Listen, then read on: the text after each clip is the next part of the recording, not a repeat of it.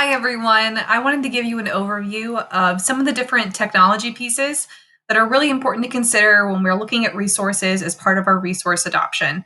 So, specifically, I'm going to talk about some of the different rostering and integration options that you have available and what you should listen for and what you'll probably see in some of the vendor presentations. And as always, if you have any questions along the way, please don't hesitate to ask. I'm here to help you. I'm here to ask a lot of these technology questions, but if you have your own personal questions, I'm a resource to help you out as well. So, a couple of terms that you'll probably hear often in this and that are part of the alphabet soup of acronyms related to resources and digital tools and integrations are SIS, which is our student information system, which for us is PowerSchool. It holds all of our student data and is really the driving factor in all of our courses, anything that's on its learning, and all of our rostered elements. And then our LMS, as you know, is its learning. And LMS means online learning management system. Ideally, we want something that's going to be compatible with both of those because they're both important factors in our everyday teaching and learning.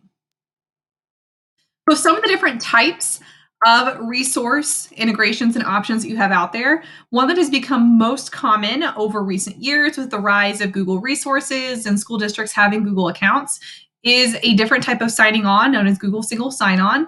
You probably use Google Single Sign On for maybe resources that are external resources you bring into your classroom or for some personal websites and things that you like to use. So it's basically a way where students' Google account in BCSC is what authenticates them into that resource. So we do have ways to set up automatic rostering where all of your students' Google accounts are tied to a specific curriculum resource. All they have to do is click that sign in with Google button and they are good to go from there. That's what majority of elementary schools use for their single sign-on option. So it's one less username and password for students to remember, and what some of our middle school resources use as well in different subject areas.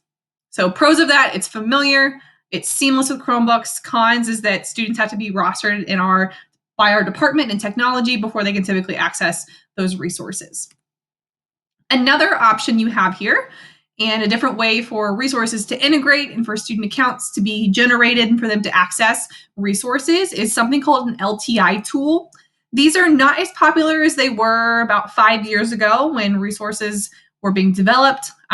Google Single Sign-On is definitely the most popular one we've seen, but in case you see this, it is a fancy way of saying learning tools interoperability. And it's basically a type of single sign-on. So it uses student information to get them into a platform or a digital tool.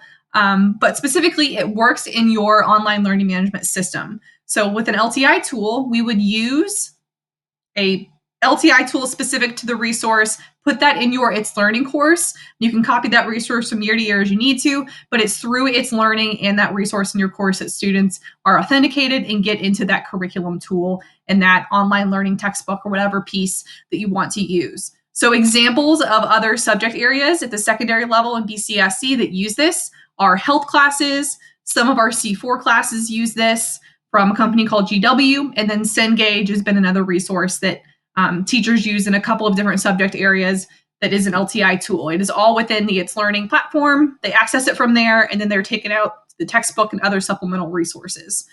So that is one other option that is out there that, again, is one less username and password for students to remember because they just access it through your It's Learning course. No separate login to remember from there. It's pretty quick to set up as well. We don't have to do any additional rostering in the technology department if you go with this as your option because it just uses your It's Learning course to automatically get students into that resource. So as soon as they click that resource, they are associated with your class and they have it all set up from there.